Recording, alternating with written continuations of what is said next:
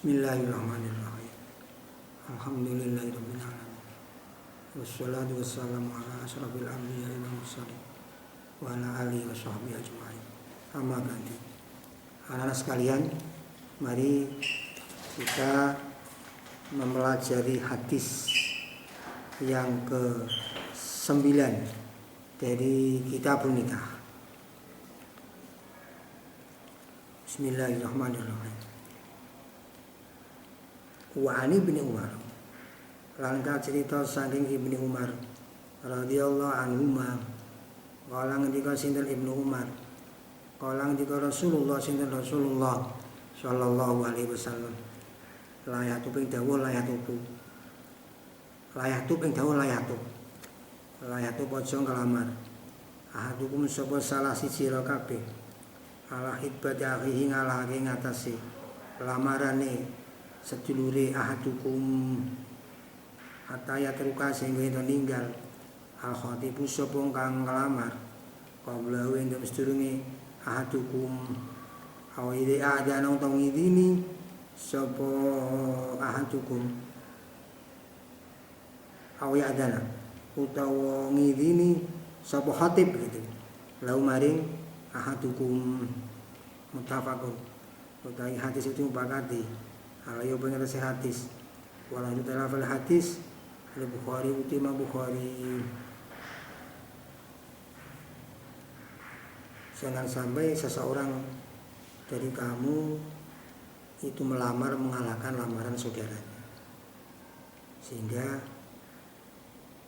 orang yang melamar tadi meninggalkannya.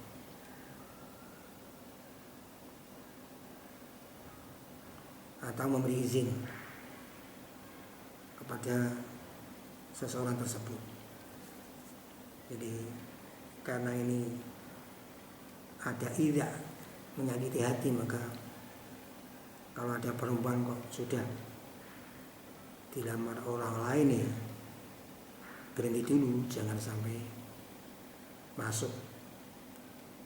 Kalau kesimpulan di fikih, kalau memang si wali yang menerima lamaran dari pelamar yang pertama ini ada takrif ijabah ya, sindiran mengijabahi ya, kok kemudian via lain masuk dan terjadi nikah, maka nikahnya makruh. Tetapi kalau ada orang yang melamar kemudian sudah sharih, jelas sharih diterima oleh, diijabahi oleh wali, sang wali, kemudian via lain masuk, kemudian sampai terjadi nikah, nah ini nikahnya haram. Jadi memang harus urut, harus tertib, jangan sampai terjadi ida menyakiti saudaranya yang lain. Makanya ya silakan usaha, tetapi harus ada tawakal juga, harus ada sabar juga, sehingga nanti tidak ada terjadi perkelahian. Wal Sahli bin Sa'id, lan ka cerita saking Sahal bin Sa'ad As-Sa'idi radhiyallahu anhu qala, menika sapa Sahal saat sawal imra'atun, sapa wong wadon ila Rasulillah mari Rasulillah sallallahu alaihi wasallam. Ini ada perempuan sowan ke hadapan Rasulullah sallallahu alaihi wasallam, tetapi tidak jelas ini namanya siapa, tidak jelas. Pokoknya ada imro'ah pernah sowan di hadapan Rasulullah sallallahu alaihi wasallam, itu saja. Faqalat, monggo matur sapa imro'ah, ya Rasulullah di Rasulullah, jitu sowan kula Abu Hali ngaturake kula laka dateng panjenengan nafsi ing awak kula. Maksudnya jitu Abu laka nafsi itu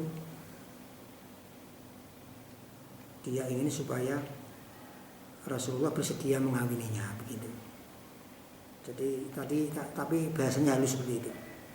situ aku laka nafsi panadira moko nyawang ilaiha maring imro'ah Rasulullah sinten Rasulullah sallallahu alaihi wasallam. Kemudian karena ada lamaran seperti itu, ya Rasulullah memperhatikan melihat perempuan tersebut. Faso'ata monggo ngunggahake sinten Rasulullah ana joring penyawangan ya indal imro'ah wa sawa pala mengisarake sapa Rasulullah ya ing nadhar. Jadi seperti yang telah dipelajari, nazar kepada perempuan lain karena arah mau dinikah atau menikah itu boleh.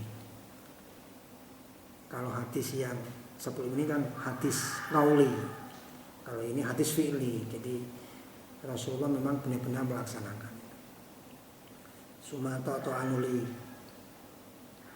ndiluake Rasulullah sinten Rasulullah sallallahu alaihi wasallam rasahu ing sirai Rasulullah tegese mustakane Rasulullah. Tetapi Rasulullah terus menundukkan kepalanya, diam. Falamma ra'at mongko semasane weruh almaratu sapa wong wadon ana ing sak temene Rasulullah lam yakdi kurang mutus sin Rasulullah ya ing dalam imro'ah seane suci-wici jelasan mongko lungguh sapa imro'ah.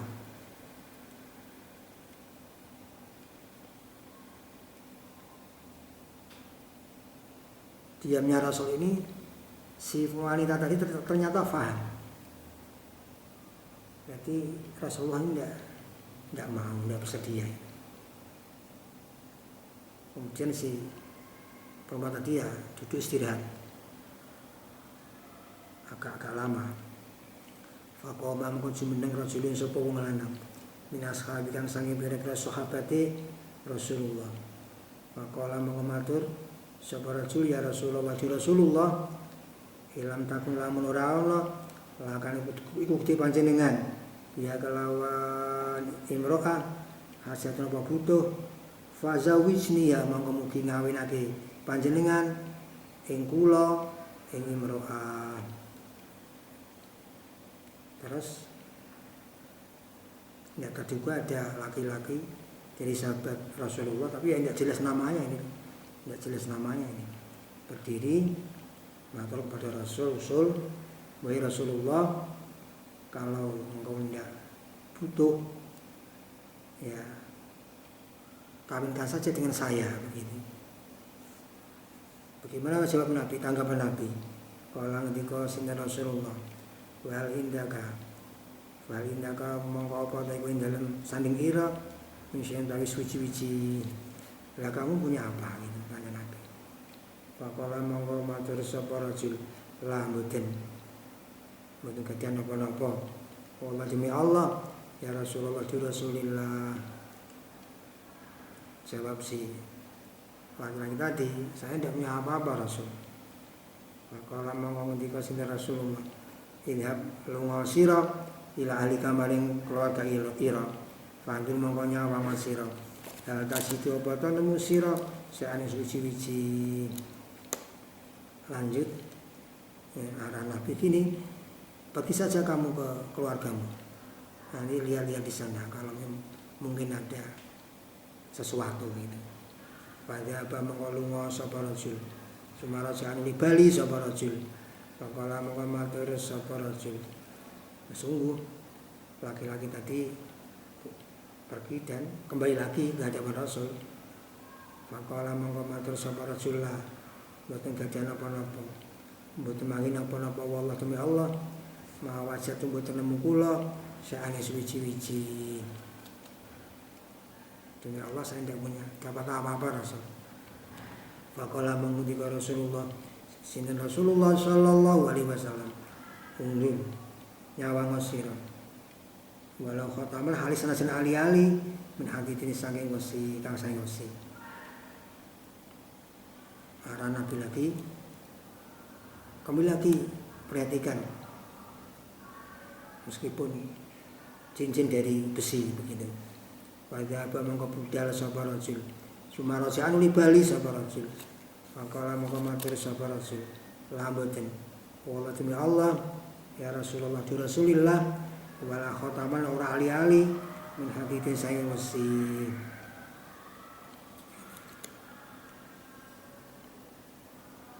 Ya pergi, kemudian kembali lagi ke hadapan Rasul dan bilang,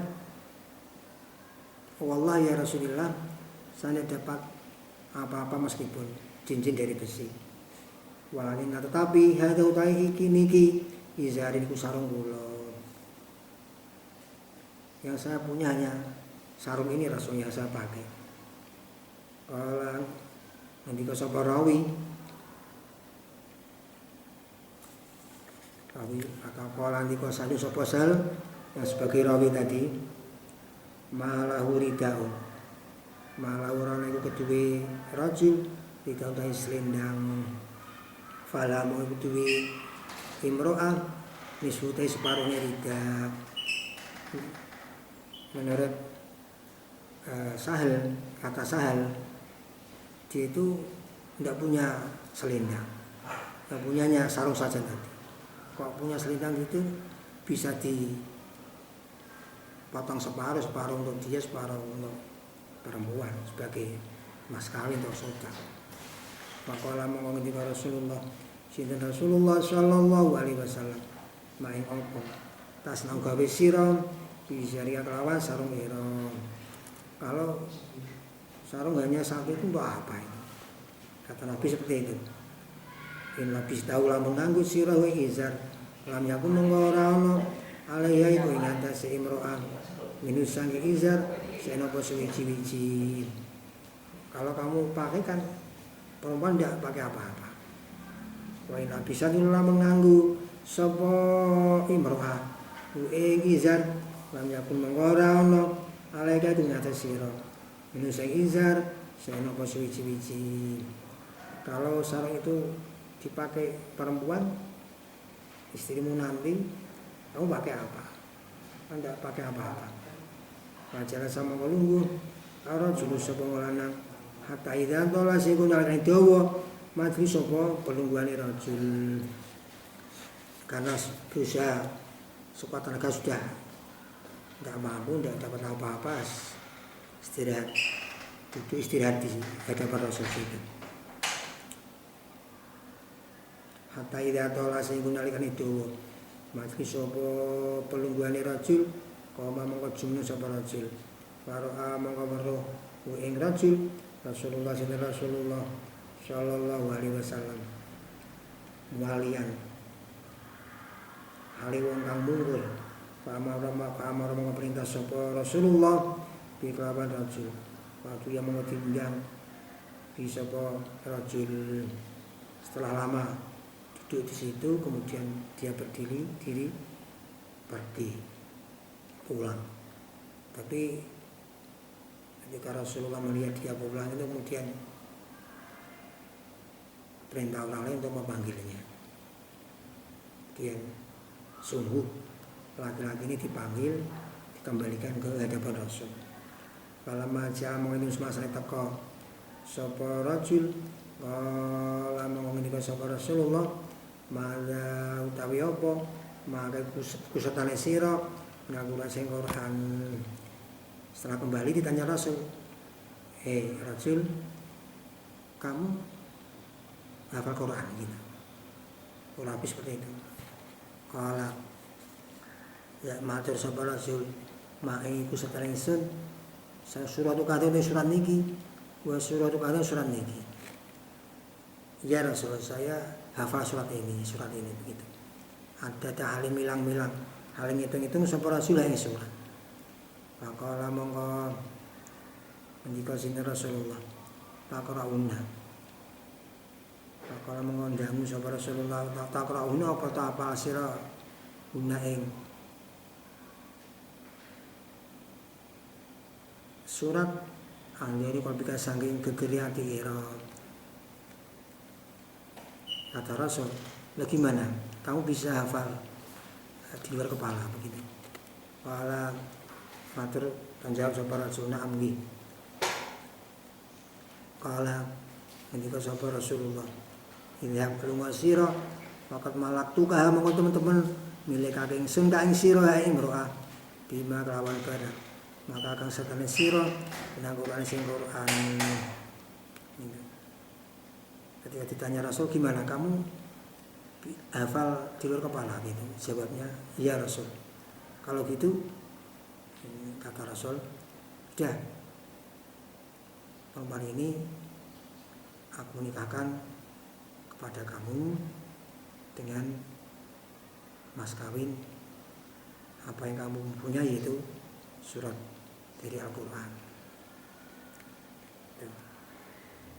Muttafaqun alaih. Tapi hadis itu dipakati alih ben atas hadis. Jadi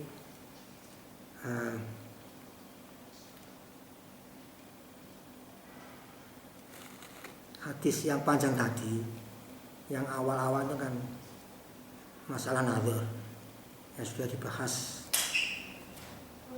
kemarin. Kemudian yang akhir-akhir itu tentang sodak atau mas kawin.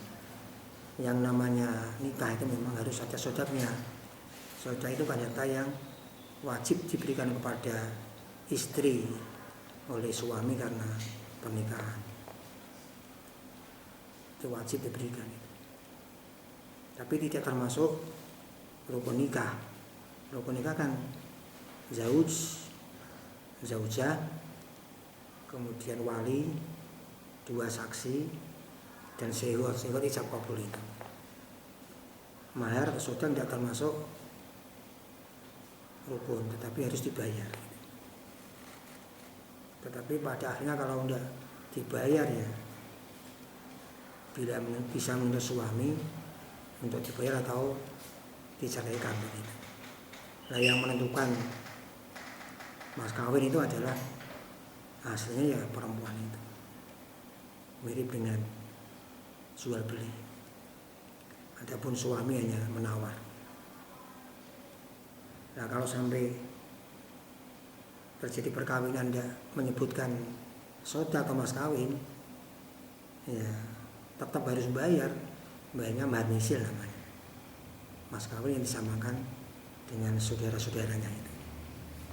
Itu dibahas banyak-banyak di kitab fikih. Nah, terus hadis yang akhir-akhir itu membahas tentang mas kawin yang berupa manfaat. Jadi sodak atau mas kawin itu bisa berupa ain, ya, benda yang konkret seperti uang, emas dan lain-lain. Bisa berupa manfaat. Seperti ini, dia punya kemampuan baca atau hafal Al-Quran, ya, kemudian diajarkan kepada calon istrinya atau istrinya tadi.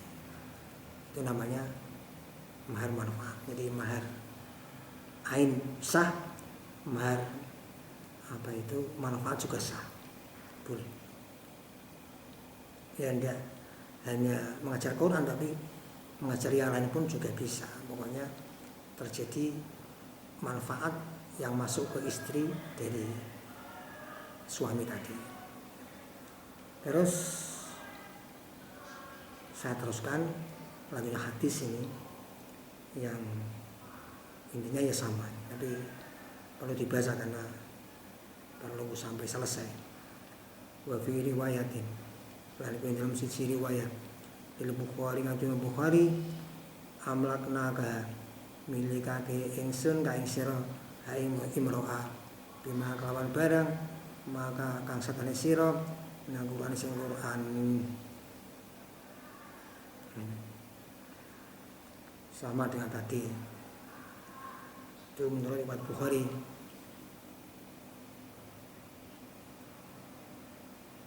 Perempuan saya milikkan kepadamu dengan apa yang bersamamu dari Al-Quran.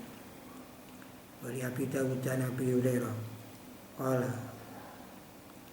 Wali Abi Dawud dan Abi Dawud an Abi Hurairah dan Abi Hurairah qala ngendika sapa Kanjeng Nabi, "Mai apa tahfadhu pasira?" Ma biasanya ma tahfadhu begitu. Qala matur sapa Rasul surat Al-Baqarah surat Baqarah ora tilang surat balikannya nyoba lagi ya ing Al-Baqarah. Kala ngendika Kanjeng Nabi ngateka sira fa'alimha monggo mulang sira Imro'ah Isyikina 20 ayatan apane ayate. Jadi kalau hadis yang tadi itu samar suratnya, tapi di sini jelas itu surat Baqarah dan yang dekat dengan surat Baqarah itu surat Ali Imran. Dan Rasul hanya menyuruh mengajar kepada istrinya hanya 20 ayat saja begitu. Jadi sekali lagi mahar itu ada yang berupa ain, ada yang berupa manfaat. Sekian apa yang sampai saya sampaikan. Wallahu a'lam bishawab. Adapun sebagai tugas hadis yang panjang tadi itu kamu tulis, kamu maligandul dan kamu terjemah. Kemudian setorkan kepada saya. Sekian, wassalamualaikum warahmatullahi wabarakatuh.